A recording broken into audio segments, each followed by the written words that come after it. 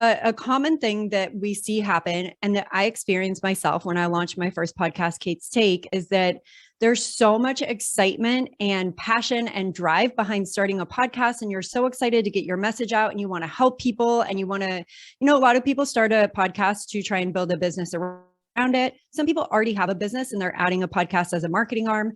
Whatever the case, like there's a lot of excitement that goes into leading up to launching a podcast.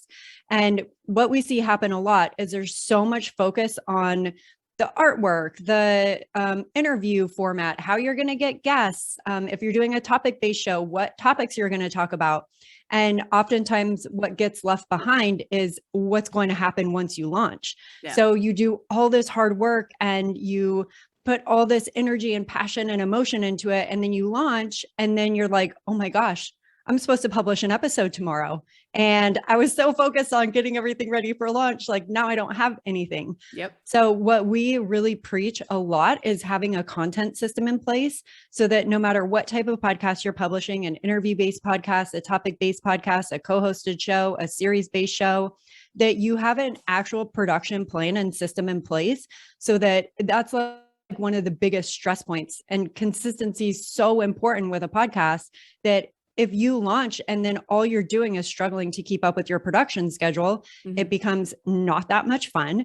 And you quickly get frustrated because you're not growing an audience, like things aren't happening the way that you thought that they were going to. And so much of that is because of a lack of content or being able to produce enough content. So that's one of our biggest systems that we use is the content production system that we have.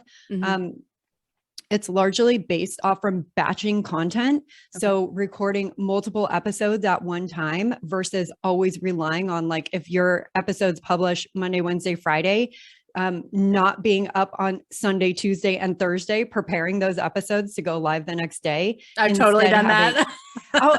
We all have. We all have. Yeah. You are not alone. Yeah.